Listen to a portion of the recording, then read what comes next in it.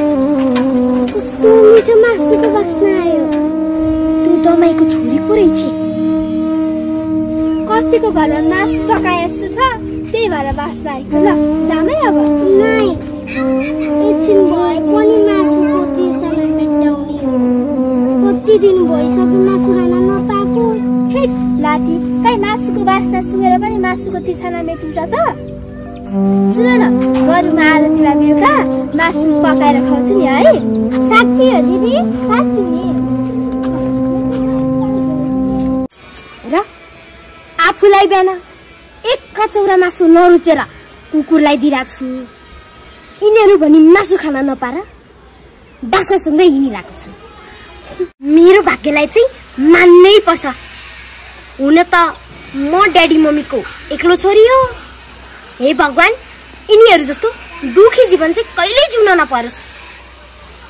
म कस्तो लाठी है? कहाँ मलाई भगवानले सुख दिएको छ त? सुख त मलाई मेरो मम्मी ड्याडीले जे भन्यो त्यही दिएर मलाई सुखी लाइफ जिउन मजा आइरहेको छ। र गरिबीको जिन्दगी।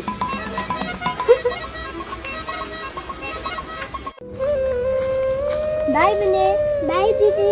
अनि सुन त, कसैसँग झगडा नगर्नु ल, अनि ज्ञानी भएर पढ्नुहोस्।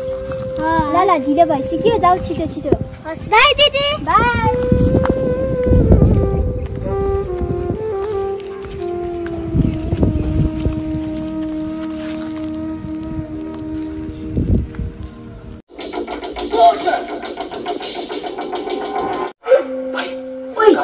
यो कति हेर्नु? अब हिन्दी फिल्म लगा न।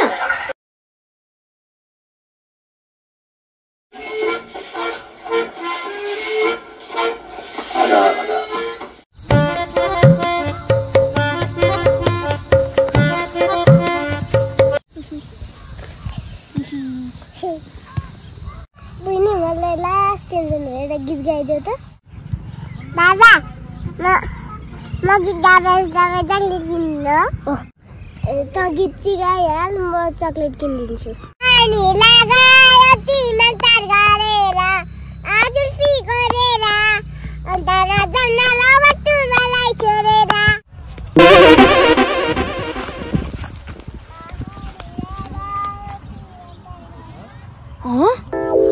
भाइरल केटी त यता रहेछ। अब योसँग टिकटक बनाएर म पनि भाइरल हुने हो।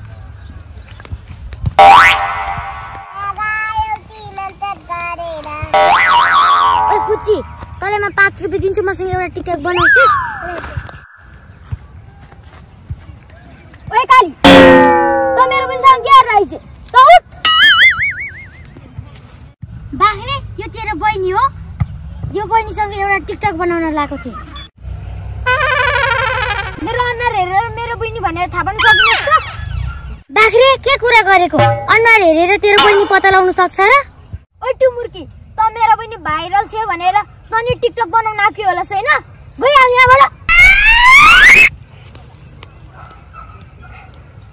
ओए बच्चाहरू, यहाँ तिमीहरू के गरेर आएको? चनमा एक्लो डुल्यो हिँड।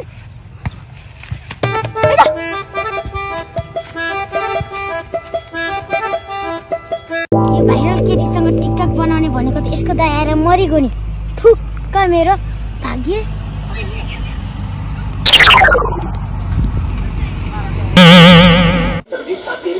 ठिकाना उसी के पड़ोस में है।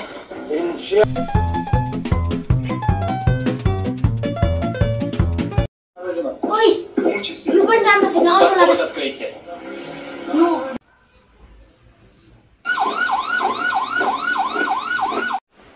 ओइ, कति हेर्नु हिन्दी? अब त्यो नेपाली गीत लगा त, गोजीमा दाम छैन भन्ने। जनता टिभीबाट ला है।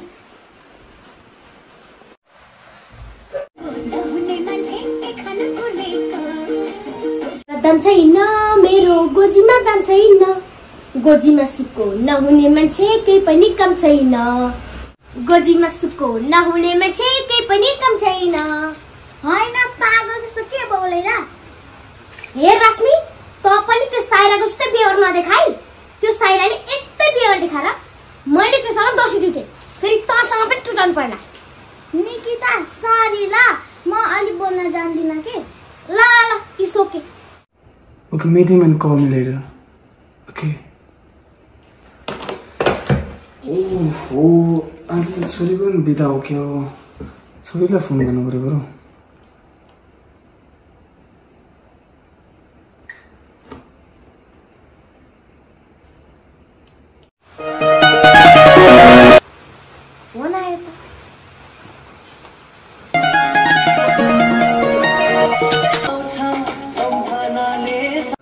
ए बाबाको पो आएछ हेलो बाबा हेलो छोरी बाबा नमस्कार नमस्ते नानी सन्चै छौ नानी बाबा म यता सन्चै छु अनि तपाई सन्चै हुनुहुन्छ म पनि सन्चै छु छोरी अनि मम्मी कता हुनुहुन्छ मम्मी रुममा छ म अफिसमा छु नानी ए खाजा खानु भयो त खाए नानी खाए अनि आज शनिबार टिभी हेरिरहेको कि होमवर्क गरिरहेको त बाबा होमवर्क गरिरहेको छु नि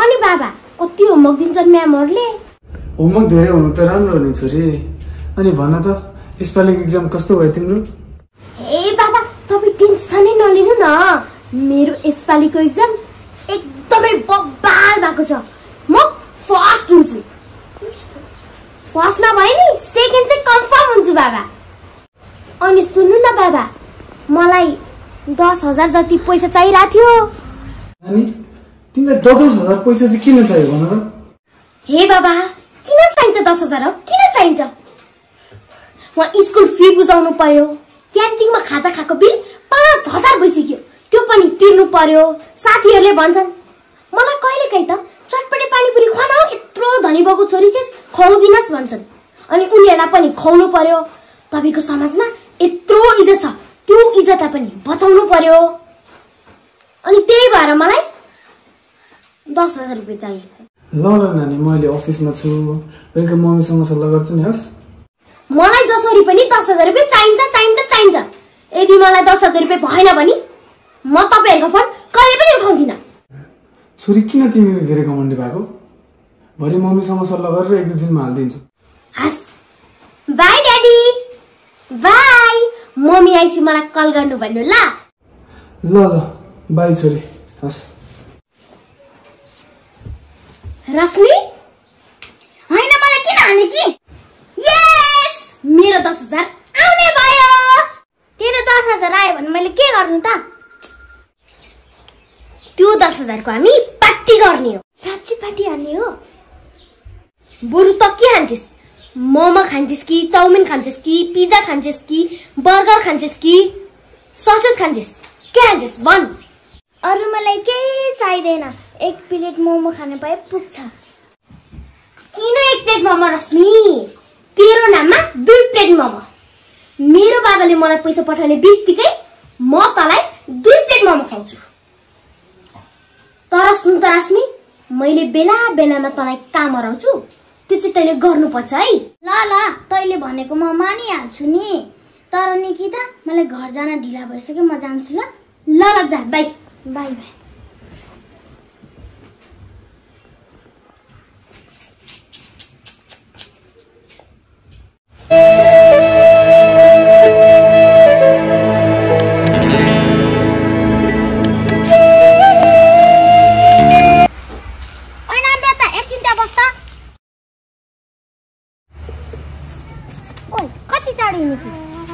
म चाँडो हिँड्नु कि ढिला हिँड्नु कि तिमीलाई के को मतलब मलाई किन पिटेको सँगै घर जान्छस् भनेर पर्खाको त अझै ठुलो कुरा गर्छस् म गरिब मान्छेसँग तिमी किन हिँड्नु पर्यो तिमी जस्तो धनी बोर्डिङ स्कुलमा पढ्ने मान्छे एक्लै हिँड्ने भइहाल्यो नि अझै ठुल्ठुला कुरा गर्छस् तँलाई यही पिट्दिउ लपिट त लपिट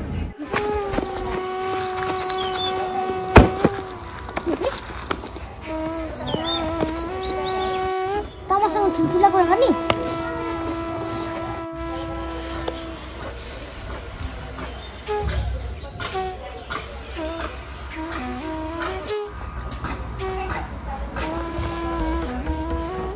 अनि सुन त कसैसँग झगडा नगर्नु ल अनि ज्ञानी भएर पढ्नुहोस् सक्सेस ल हान दिदी पक मम्मी र दिदीलाई बोलाएर लिएर आउँछु ठुला कुरा गरेपछि यस्तै हो तेरो दिदी चाहिँ को र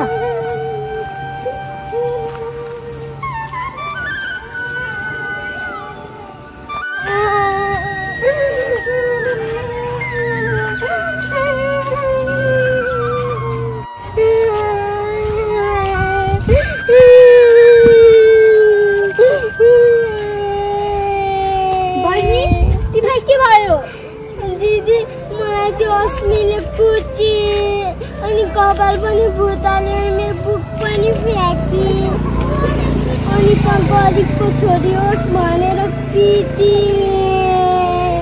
उसलाई के भनेको थियो होला नि त यतिकै त पिटिन होला मैले केही भने छुइनँ म सुरु घर आइरहेको थिएँ त्यसले मलाई ओइ त्यही पक भनेर त ठुल्ठुला कुरा गरे हो भनेर मलाई पिटी त्यो अहिले कता छ त त्यो अहिले घर गइरह हो नि ल हिँड म त्यसलाई गएर सम्झाउँछु किन झगडा गरेको भनेर ल हिँड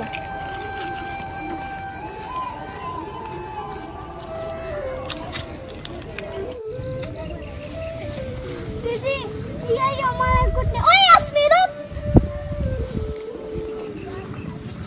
तिमीले झगडा खेलेको हो अनि तिम्रो बाबा आमाले तिमीलाई झगडा खेला भनेर स्कुल पठाउनु भएको र यसले ठुल्ठुला कुरा गरी त्यही भएर मैले यसलाई पठाइदिएको तिमीले उसलाई के भनेको भन त मलाई दिदी मैले उसले केही पनि भने छैन उसले मलाई त्यतिकै कुट्यो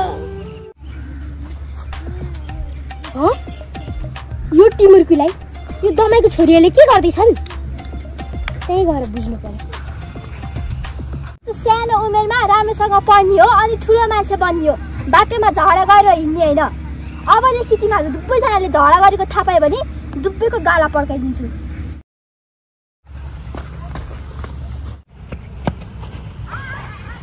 के भयो टिमुर्की तँलाई दिदी बहिनी मिलेर मलाई पिटे के अरे यी दिदी बहिनी मिलेर तँलाई पिटे रे ओइ तिमीहरूले टिमुर्कीलाई एक्लो सम्झेर पिट्यो होइन नर टिमुर्की यस्तो हिसाब किताबमा भोलि गर्नेछु तिमीहरूले टिमुर्कीलाई पिटेर नराम्रो गर्यौ अब यसको सजाय के हुन्छ याद राख हिँड टिमुर्की ओइ सुन तैँले पनि मलाई सोझी भनेर अति हेप्न थालिस् तैँले जे गर्न सक्छस् गर बहिनी हिँड घर जाऊँ पछि थाहा हुन्छ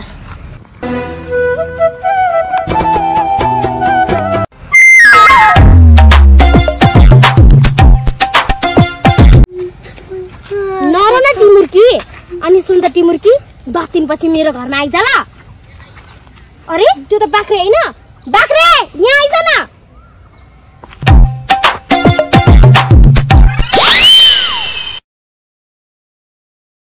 निक्की दिदी यो तपाईको बहिनी हो यो मेरै घर छेउमा बस्छ क्या तँलाई भाइ बनाएको छु नि हो त्यसै यसलाई पनि बहिनी बनाएको अनि यसको बामा नि काला छन् कि यो मात्र काली हो तँलाई बाख्रे यी राम्रा छन् सेका छन् यो चाहिँ घामले डढेर काली बाकी अझै सेती नै छ त ओइ बाख्रे किन हाँसेको यो घामले डरेको कुरा सुनेर नि ए अनि सुन त बाख्रे 10 दिनपछि मेरो घरमा पार्टी छ आइज है अनि त्यहाँ राधाको आइटम नि पाउँछ राधाको आइटम मात्र होइन सबै आइटम पाइन्छ आइज नि फेरि ल मेरो एउटा सानो बहिनी छ त्यसलाई लिएर आउँछु है म ल लिएर आइज ल म गएँ मलाई लागे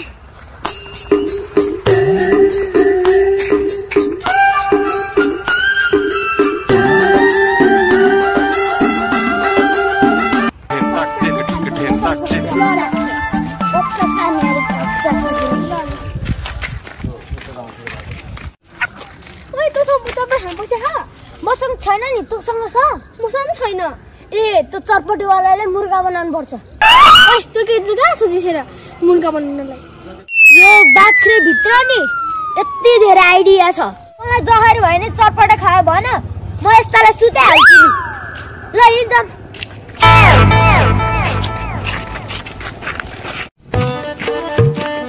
दिदी हजुर भाइ हामीलाई 50 को चरपटे बनाइदिनु न हुन्छ त एकछिन वेट गर्दै गर न है म बनाइदिहाल्छु मिठो बनाइदिनु है 50 को मिठो न मिठो बनाइदिनु ल ल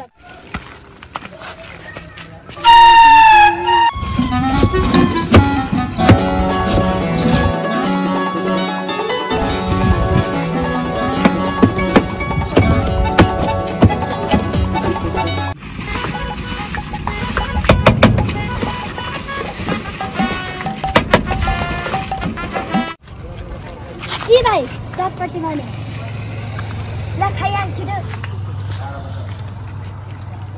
मुनि राख्न ओ कस्तो मिठो है क्या हो क्या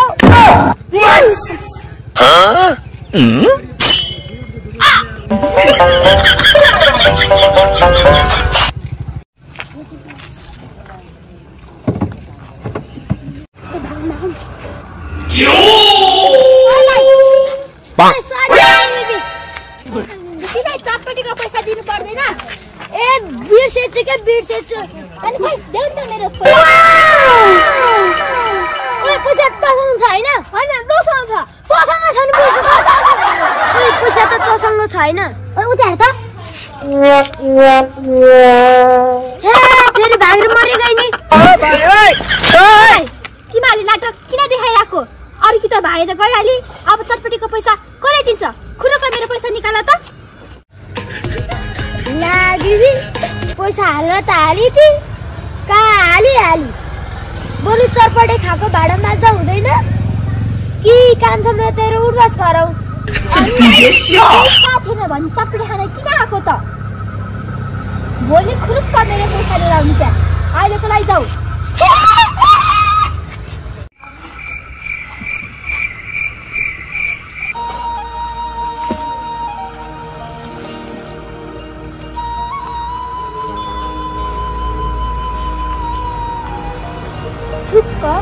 झन् आज राम्रो काम गरेर बहिनीलाई मासु खुवाउँछु भनेको त जाबु 100 रुपियाँ मात्र भयो अब बहिनीलाई के भनेर फकाउने होला त न यो 100 रुपियाँको मासु आउँछ चटपटी खाना त्यस्ता नमुनाहरू आउँछ अब के गर्ने होला त